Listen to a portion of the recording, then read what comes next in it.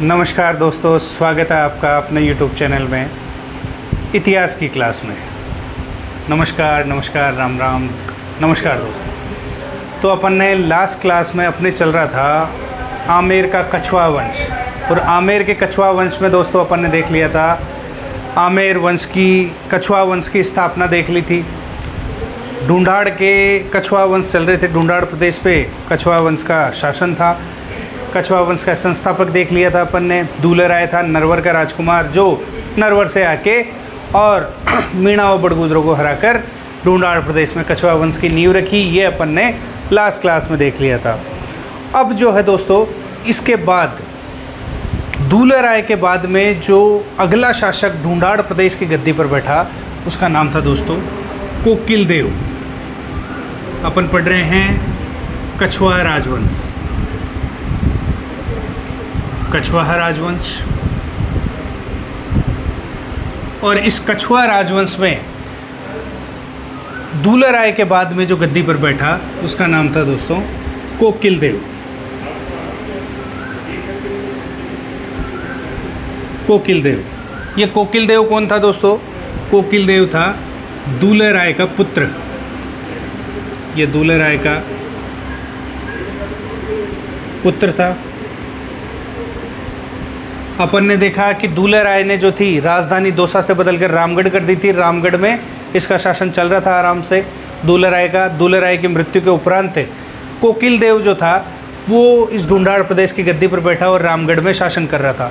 जिस समय ये कोकिल देव गद्दी पर बैठा शासन कर रहा था, उस समय आमेर में, जयपुर में जो आमेर नाम की जगह है, उस आमेर जगह पर एक शासक था दोस्तों भट्टो मीणा।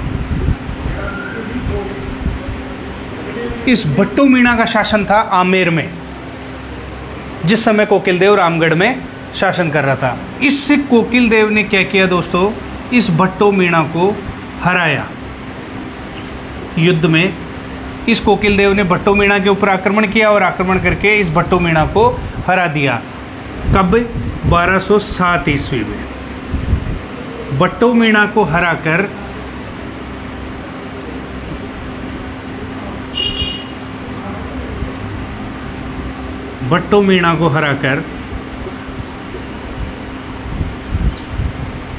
आमेर पर अधिकार किया कोकिल देव ने। आमेर पर अधिकार किया और 1207 ईस्वी में आमेर को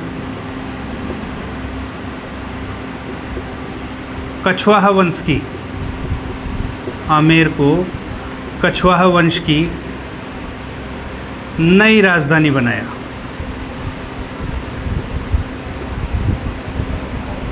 नई राजधानी बनाया।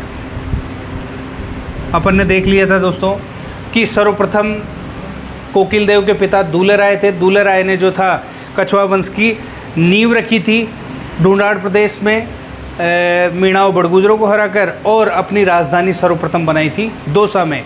दौसा के पश्चात दूलराय ने रामगढ़ को अपनी दूसरी राजधानी बनाया, यानी कि कछवाहा वंश की द्वितीय राजधानी हो गई रामगढ़। रामगढ़ में जमुआई माता का मंदिर बनवाया था। उस जमुआई माता के मंदिर की स्थापना के पश्चात रामगढ़ का नाम बदलकर जमुआ रामगढ़ हो गया। अब ये जमुआ रामगढ़ में ही शासन कर रहा था। उसी समय आमेर में भट्टो मीणा नाम के व्यक्ति का शासन था। इस भट्टो मीणा को, इस कोकिल देव और भट्टो मीणा के बीच में एक युद्ध हुआ। इस युद्ध में भट्टो मीणा जो था वो पराजित हुआ और कोकिल देव जीत गया। और जीतने के पश्चात आमेर के ऊपर कोकिल देव का राज हो गया। और इसी कोकिल देव ने 1207 ईस्वी में आमेर को अपनी नई राजधानी बनाई। दोस्तों, अपन ने राजधानियों का क्रम देख लिया। सर्वप्रथम दौसा हो गई, उसके पश्चात रामगढ़ हो गई, उसके पश्चात आमेर हो गई। और आमेर जब 1207 ईस्वी में आमेर राजधानी बना कछवाहा वंश की, तो आगामी 500 वर्षों तक, लगभग 500 वर्षों तक आमेर ही राजधानी रहा, जब तक कि नई राजधानी सवाई जयसिंह ने राजधानी रहा। सवाई जयसिंह ने नवीन जो जयपुर का निर्माण नहीं किया था, जयपुर शहर नहीं बसाया था, तब तक कछवाहा वंश की जो राजधानी रहा लगभग 500 वर्षों तक आमेर ही रहा दोस्तों। चलिए अब आगे देखते हैं। तो दोस्तों अपन ने देख लिया कि कोकिल देव ने आमेर को नवीन राजधानी बना लिया और आमेर के महलों में से शासन व्यवस्था चलने लगी ढूंढाड़ प्रदेश की। अब कोकिल देव के बाद में जो महत्वपूर्ण शासक आता है उसका नाम है राजदेव। इस राजदेव के बारे में दोस्तों इसने एक इम्पोर्टेंट काम किया, इसके बारे में 2-4 जो महत्वपूर्ण बातें हैं वो देख लेते हैं। इस राजदेव ने क्या किया दोस्तों, आमेर जो महल थे, आमेर महल में कदमी महल का निर्माण करवाया, कदमी महल का निर्माण करवाया। और ये कदमी महल कई बार एग्जाम्स में पूछा जाता है, कदमी महल का निर्माण करवाया। कदमी महल जो है एग्ज़ाम्स में कई बार पूछा जाता है। क्यों पूछा जाता है? क्योंकि कदमी महल में क्या होता है दोस्तों, कछवाहा वंश का, कछवाहा शासकों का राज तिलक होता था दोस्तों। इस कदमी महल में कछवाहा शासकों का राज तिलक किया जाता था। इसलिए ये प्रश्न इंपॉर्टेंट बनता है कि भाई कदमी महल कहाँ है। पहली चीज़, कदमी महल कहाँ है? कदमी महल जयपुर में है, आमेर के महलों में है। दूसरी चीज़, प्रश्न अगर पूछा जाता है कि भाई कदमी महल का निर्माण किसने करवाया, तो वो था राजदेव। ये कदमी महल क्यों इम्पोर्टेंट है? क्योंकि इस कदमी महल में कछवाहा शासकों का राज तिलक किया जाता था। अब प्रश्न उठता है कि कछवाहा शासकों का राज तिलक कौन करता है? तो इनका जो राज तिलक है दोस्तों, वो राज तिलक करते हैं मीणा सरदार। जो मीणा सरदार थे वो आमेर के कछवाहा शासकों का राज तिलक किया करते थे, ये मीणा सरदार। चलिए दोस्तों आगे देखते हैं। ये दोस्तों आगे देखते हैं राजदेव के बाद में आमेर राजवंश का, कछवाहा राजवंश का महत्वपूर्ण शासक पृथ्वीराज कछवाहा। पृथ्वीराज कछवाहा, इसके बारे में कुछ महत्वपूर्ण बातें देखते हैं दोस्तों। पृथ्वीराज कछवाहा, इसकी सबसे महत्वपूर्ण बात खानवा का युद्ध। और खानवा का युद्ध कब हुआ था दोस्तों? 15 मार्च 1527,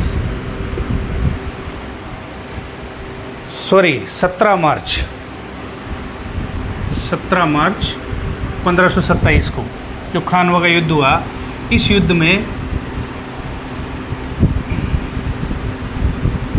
में राणा सांगा की सहायता की थी इसने, राणा सांगा की सहायता की थी। ये जो पृथ्वीराज कछवाहा था दोस्तों, ये राणा सांगा की वीरता और अपूर्व साहस से बहुत प्रभावित था। इस कारण राणा सांगा से प्रभावित होकर, राणा सांगा से प्रभावित होकर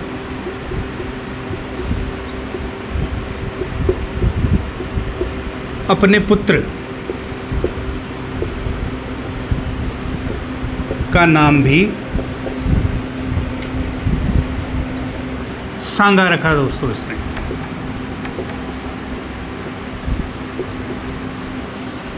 इस पृथ्वीराज कछवाहा की पत्नी थी एक, उस पत्नी का नाम था दोस्तों बालाबाई। इसी बालाबाई को अपूर्वाबाई भी कहते हैं, कई जगह इसका नाम का उल्लेख अपूर्वाबाई के नाम से भी है। पृथ्वीराज कछवाहा की पत्नी थी बालाबाई। इसी बालाबाई को आमेर की मीरा भी कहा जाता है दोस्तों। प्रश्न आया हुआ है, आमेर की मीरा किसे कहते हैं? बालाबाई।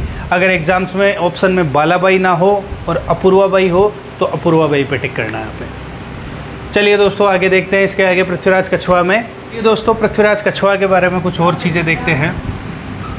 पृथ्वीराज कछुआ ने ये बालाबाई के प्रभाव के कारण, इसके ऊपर जो था बालाबाई अपनी, इसकी जो पत्नी थी, अन्य रानियों से ज़्यादा इफेक्ट बालाबाई का था। तो बालाबाई के प्रभाव में आकर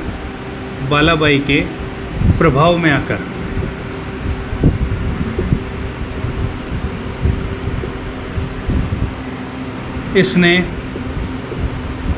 वैष्णव मत को अपनाया था दोस्तों। वैष्णव मत को अपनाया था और वैष्णव मत को अपनाने के पश्चात इसी कारण जो एक व्यक्ति है कृष्णदास पैहारी,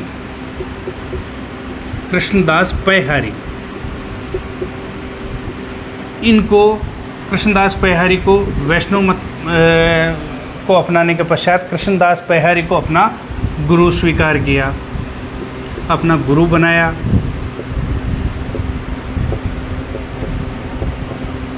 इसके अलावा पृथ्वीराज कछुआ की देखिए, पृथ्वीराज कछुआ इसने अपने पुत्रों में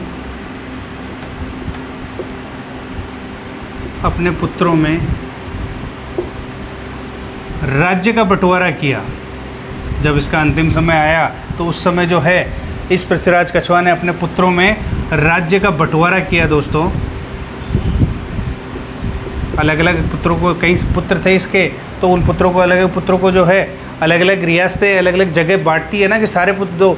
इस कारण उस अपने पुत्रों को राज्य का जो बंटवारा किया, उस बंटवारे को दोस्तों 12 कोटड़ी के नाम से जाना जाता है। प्रश्न आया हुआ है कई बार, 12 कोटड़ी किससे संबंधित है? पृथ्वीराज कछुआ से संबंधित है, राज्य के बंटवारे से संबंधित है। 12 कोटड़ी बंटवारा किया, जिसे 12 कोटड़ी के नाम से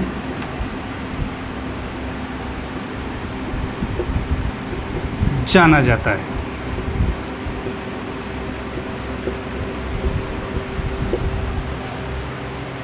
चलिए दोस्तों, अब इस पृथ्वीराज कछुआ के जो पुत्र थे, इसके बाद में जो कछुआ वंश की गद्दी पर बैठता है, आमेर की गद्दी पर बैठता है, उन शासकों को देखते हैं कि किस प्रकार इसने, पृथ्वीराज कछुआ ने अपने राज्य का बंटवारा किया और आमेर की गद्दी पर अगला शासक कैसे बैठता है, वो अब अपन देखते हैं। चलिए दोस्तों, अब अपन पृथ्वीराज कछुआ की 12 कोटड़ी के बारे में देखते हैं, इनके पुत्रों के बारे में देखते हैं। इसका सबसे बड़ा पुत्र था एक भीमदेव दोस्तों। भीमदेव ये सबसे बड़ा पुत्र था इसका। इसके बाद दूसरा पुत्र था पूरणमल।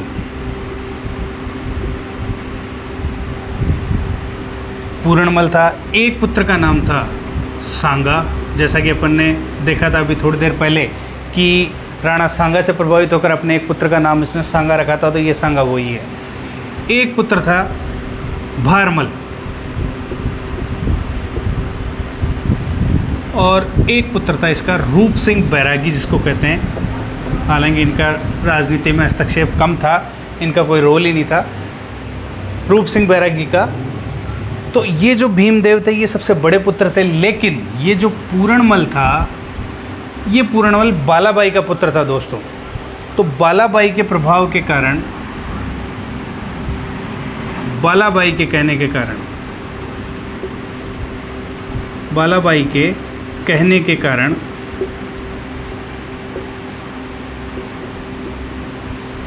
उत्तराधिकारी घोषित।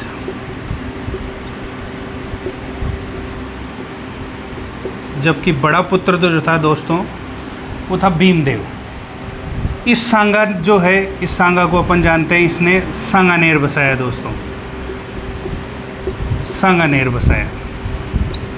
सांगानेर वाला क्षेत्र दिया गया था इसको सांगा कछुआ को। भारमल था, इसको मोजमाबाद वाला क्षेत्र मिला।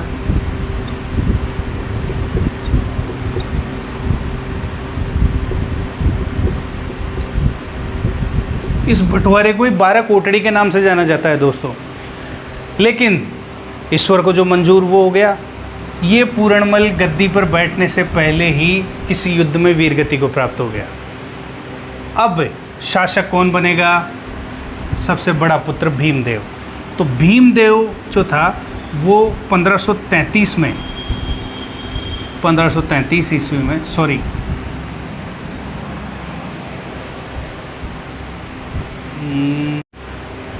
तो पूरणमल किसी युद्ध में वीरगति को प्राप्त हो गया और ये भीमदेव आमेर की गद्दी पर बैठा 1533 ईस्वी में। 1533 ईस्वी में आमेर की गद्दी पर बैठा।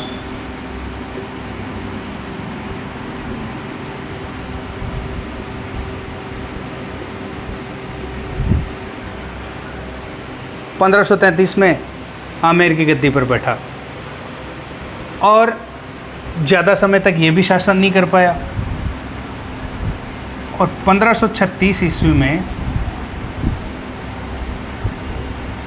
इस भीमदेव की मृत्यु हो गई दोस्तों।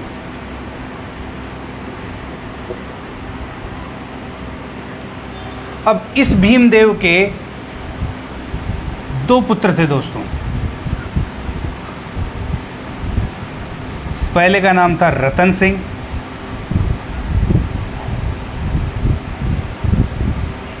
और दूसरे का नाम था आस्करण।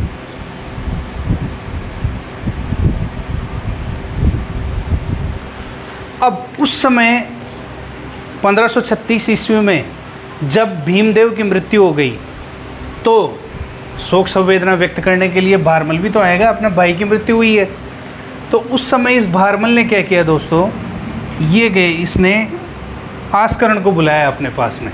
गद्दी पर भीमदेव की मृत्यु के बाद में गद्दी पर बैठ गया बड़ा पुत्र रतन सिंह और रतन सिंह के बैठने के पश्चात इस भारमल ने आस्करण को बुलाया और आस्करण को कहा कि ये आस्करण इसका भतीजा था भारमल का। आस्करण को बुलाया और आस्करण को कहा एक काम कर, बोतल तो मेरे पास पड़ी है, तू चखना लेके आ जाना और शाम को बैठेंगे यार चाचा भतीजा। तो इस भारमल ने आस्करण को बुला लिया। शाम को दोनों चाचा भतीजा बैठे, महफिल शुरुआत हो गई महफिल की।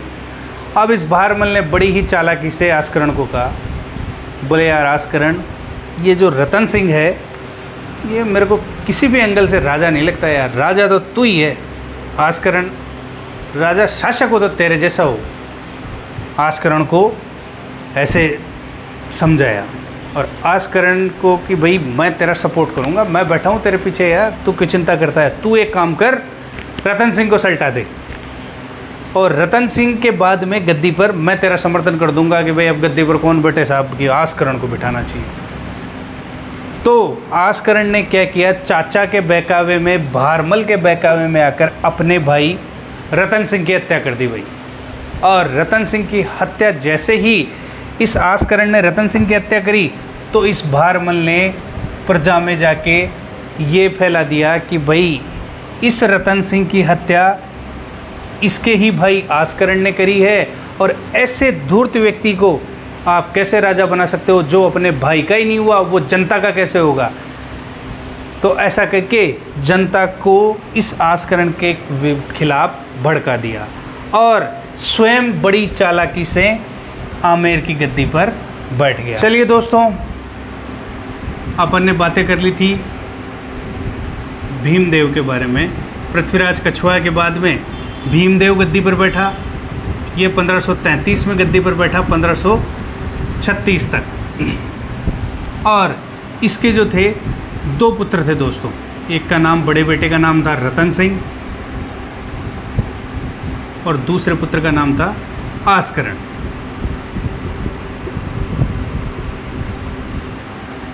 अब चाचा भारमल ने क्या किया, भीमदेव की मृत्यु के बाद में जैसे ही रतन सिंह आमेर की गद्दी पर बैठा तो चाचा भारमल ने आस्करण को बुलाया और आस्करण को रतन सिंह के खिलाफ भड़काकर इस आस्करण से भारमल ने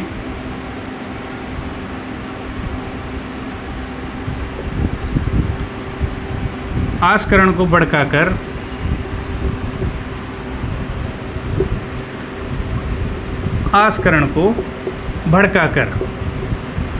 रतन सिंह की हत्या करवा दी।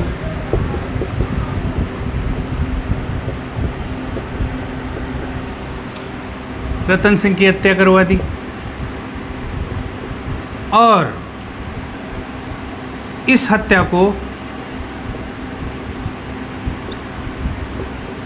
को जग जाहिर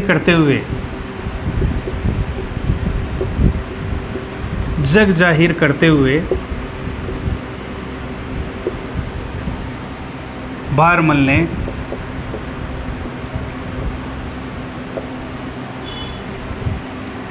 जनता को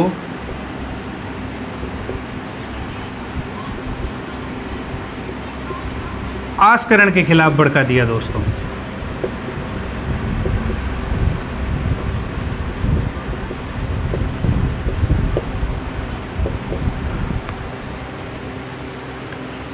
एक भाई की दूसरे भाई से हत्या करवा दी भारमल ने। भीमदेव के दो बेटे थे, रतन सिंह और आस्करण।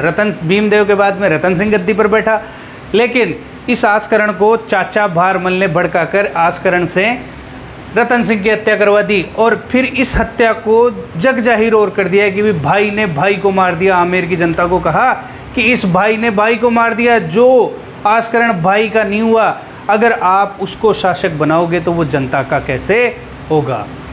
तो ऐसे करके भारमल ने जो था जनता की सिंपैथी, जनता की जो सद्भावना थी वो अपनी तरफ कर ली और आस्करण को जेल में डलवाकर खुद आमेर की गद्दी के ऊपर बैठ गया।